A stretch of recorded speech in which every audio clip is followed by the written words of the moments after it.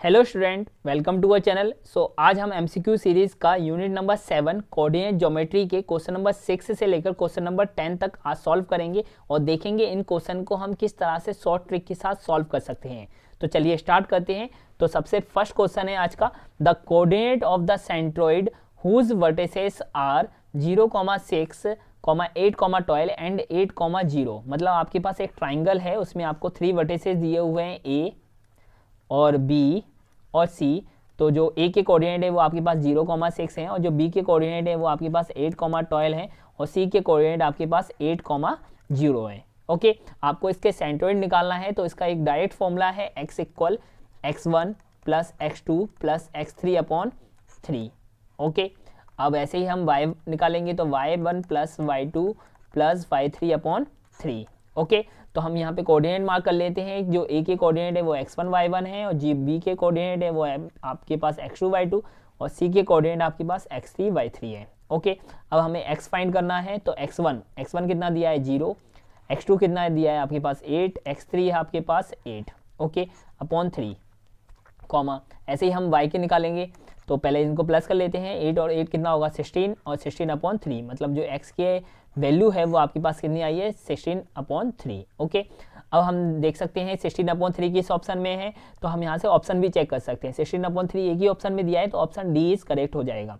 Okay, लेकिन हम y की वैल्यू भी निकाल लेते हैं। आप ऐसे भी चेक कर सकते हो कि किस ऑप्शन में एक वैल्यू आ रही है, उसको हम टिक मार्क कर सकते हैं। ओके, अब y की वैल्यू फाइंड करते हैं। तो y इक्वल क्या आएगा y1 की वैल्यू है 6 प्लस y2 12 प्लस y3 आपके पास 0 अपॉन 3।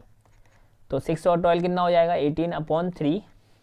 तो 3 से ये कैंसिल करेंगे तो y इक्वल क्या हो जाएगा 6। ओके, तो y की वैल्यू क्या हो गई 6। तो आपका ऑप्शन डी इज करेक्ट हो जाएगा। ओके, अब नेक्स्ट क्वेश्चन को सॉल्व करते हैं। तो क्वेश्चन नंबर 7 में दिया है, if the point P 1,2, B 0,0 and C A B are collinear, then आपको बोला गया है कि जो पॉइंट्स हैं वो कोलिनियर हैं। अब अगर कोलिनियर होगा तो ट्राइंगल पॉसिबल हो ही नहीं सकता है। अगर ट्राइंगल पॉसिबल नहीं होगा तो उसका एरिया क्या होगा आपके पास 0। ओके, मतलब हमने कहा कि जो ट्राइंगल ABC है उसका एरिया कितना आएगा आपका 0। तो हम लगा सकते हैं फॉर्मूला और आपको वैल्यू फाइंड करनी है कि कौन सा रिलेशन इसमें से सही होगा। तो हम फॉर्मूला लगाते हैं पहले 1/2 x1 y2 minus y3 plus x2 y3 minus y1 plus x3 y1 minus y2। Okay, bracket equal 0, क्योंकि हमने क्या कहा है एरिया ऑफ ट्राइंगल क्या है आपके पास 0 दिया है। तो जो p के कोऑर्डिनेट है वो x1 y1 हो जाएंगे और जो b के कोऑर्डिनेट है वो x2 y2 हो जाएंगे और आपके पास c के कोऑर्डिनेट है x3 y3 हो जाएंगे। ओके, अब क्या करेंगे 1/2 को डायरेक्ट डिवाइड दे दो पहले 0 से, तो वो 0 हो जाएगा पूरा। अब वैल्यू पुट करेंगे तो x1 की वैल्यू कितनी है आपके पास 1, y2 की वैल्यू कितनी है आपके पास 0 माइनस y3 की वैल्यू है b। ओके, प्लस x2 की वैल्यू है आपके पास 0, y3 की वैल्यू है आपके पास b माइनस y1 की वैल्यू है आपके पास 2। ओके, प्लस x3 की वैल्यू है आपके पास a, y1 की वैल्यू है आपके पास 2 माइनस y2 की वैल्यू है आपके पास 0। ओके, इक्वल 0 हो जाएगा। तो 1 0 माइनस बी तो बी होगा आपके पास, तो माइनस बी आ जाएगा यहाँ से आंसर। अब 0 का अगर आप किसी भी डिजिट से मल्टीप्लाई करोगे तो वो 0 ही होगा, तो हम लिख सकते हैं यहाँ पे 0 आ गया। प्लस ये क्या हो जाएगा आपके पास 2 माइनस 0 2 होता है और 2 का मल्टीप्लाई ए से करेंगे तो 2a हो जाएगा इक्वल 0। ओके, अब b का तो कोई सेंस नहीं है इसमें, तो minus B plus 2a equal क्या हो जाएगा आपके पास 0। तो 2a की वैल्यू क्या आएगी, माइनस बी को अगर राइट साइड लेके आएंगे तो प्लस में जाएगा, तो 2a इक्वल क्या हो गया आपके पास b। ओके, ये किस ऑप्शन में दिया है आपके पास, ऑप्शन ए में दिया है 2a इक्वल b। तो option A is correct. Question number 7 का है ऑप्शन ए। ओके, अब नेक्स्ट क्वेश्चन को देखते हैं।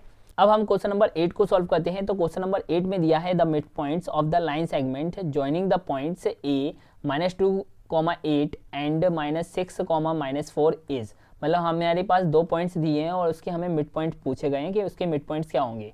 तो हम मार्किंग कर लेते हैं x1 y1 x2 y2। Marking करने से क्या है वैल्यू पुट करने में हमें ईजिली हम पुट कर सकते हैं उसको। ओके, तो सबसे पहले हमें मिड पॉइंट का फॉर्मूला पता है, x इक्वल क्या होगा x1 प्लस x2 अपॉन 2 और y का क्या होगा आपके पास y1 plus y2 upon 2। Okay, अब आपके पास x निकालना है तो x1 कितना होगा -2 प्लस x2 कितना होगा आपके पास -6 अपॉन 2। ओके, अब y निकालना है आपको तो y1 क्या होगा आपके पास 8 और प्लस y2 कितना होगा आपके पास -4/2।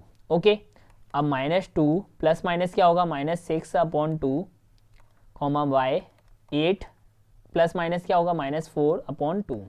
ओके, अब y इक्वल क्या होगा 8 - 4 4/2, तो इसका y की वैल्यू कितनी आ गई आपके पास 2 आ गई है, और x की वैल्यू ऐसे ही निकालेंगे तो -8 माइनस माइनस प्लस हो जाएंगे 2, इसे कैंसिल करेंगे तो x की वैल्यू कितनी आ गई आपके पास -4।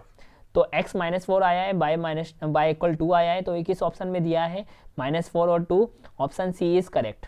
क्वेश्चन नंबर 8 का है आपका -4 और (2). ओके, अब नेक्स्ट क्वेश्चन को देखते हैं। नेक्स्ट क्वेश्चन में दिया है the distance of a point P 2,3 from the x axis is, मतलब हमें डिस्टेंस फाइंड करना है P पॉइंट की फ्रॉम द x एक्सिस। तो आपको कार्टेशियन प्लेन पता होगा, उसमें x एक्सिस होती है एक और एक y एक्सिस होती है। अब x एक्सिस के कोऑर्डिनेट इस लाइन पे होंगे आपके, और जो y एक्सिस के पॉइंट्स हैं वो आपके इस लाइन पे होंगे। ओके, तो 2,3 फर्स्ट कार्टेशियन प्लेन पे लाई करेगा, क्योंकि जो x है वो भी पॉजिटिव है और y भी पॉजिटिव है, तो हमने मार्किंग करा कि x क्या होगा 1 और 2, तो x यहाँ पे होगा और y कहाँ पे होगा आपके पास 1 2 और 3। y का पॉइंट क्या होगा, मतलब इसके कोऑर्डिनेट बनेंगे वो यहाँ बनेंगे। ओके, अब हमसे बोला गया है कि x एक्सिस से डिस्टेंस कितनी होगी इस पॉइंट्स की, तो x एक्सिस से डिस्टेंस कितनी है इस पॉइंट्स की 3 है। ओके, क्योंकि अबव तो वो 3 है, तो इसका आंसर क्या हो जाएगा आपका 3। तो किस ऑप्शन में दिया है आपको, ये ऑप्शन बी में करेक्ट होगा। अगर हमसे x एक्सिस से बोला है तो x एक्सिस से देखेंगे, और अगर y एक्सिस से बोला है तो y एक्सिस से बोलेंगे। ओके, अब इसका ऑप्शन क्या है आपके पास, थर्ड ऑप्शन इसे करेक्ट होगा। ओके, तो अब हम नेक्स्ट क्वेश्चन को देखते हैं। अब नेक्स्ट क्वेश्चन नंबर 10 में दिया है AOBC एक रेक्टेंगल है whose 3 vertices are vertices A 0,3, 0, 0,0 and B 5,0। The length of its diagonal, मतलब हमें उस डायगोनल की लेंथ को फाइंड करना है। तो हमने ट्राइंगल ड्रॉ किया है एक, क्योंकि फिगर से इजीली समझ में आ जाता है, इसलिए फिगर पहले आपको ड्रॉ करना चाहिए। A, O, B और C, मतलब ये आपके पास पॉइंट्स दिए हुए हैं। जो A के कोऑर्डिनेट है वो आपके पास 0,3 है, और जो O के कोऑर्डिनेट है वो आपके पास 0,0 है, और जो B के कोऑर्डिनेट है वो आपके पास 5,0 है। ओके, हमें इसकी डायगोनल की लेंथ पूछी गई है। तो जो नॉन वर्टिसेस होते हैं उसको अगर हम ज्वाइन कर देते हैं तो क्या फॉर्म हो जाता है आपका, एक डायगोनल फॉर्म हो जाता है।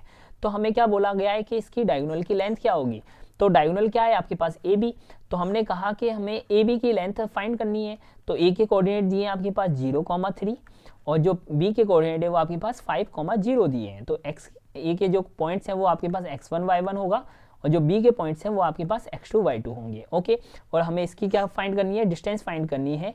तो डिस्टेंस का फॉर्मूला यूज़ करेंगे x2 - x1 का whole square plus y2 - y1 का होल स्क्वायर। ओके, अब x2 कितना है आपके पास 5 है, माइनस x1 कितना है आपके पास 0 है, उसका हम स्क्वायर करेंगे, प्लस y2 कितना है आपके पास 0 है, माइनस y1 की वैल्यू कितनी है आपके पास 3 है, उसका हम स्क्वायर करेंगे।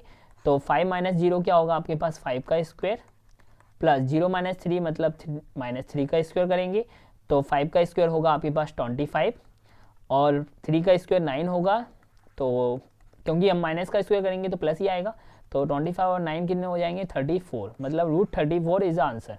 तो √34 किस ऑप्शन में दिया है, ऑप्शन सी इज करेक्ट।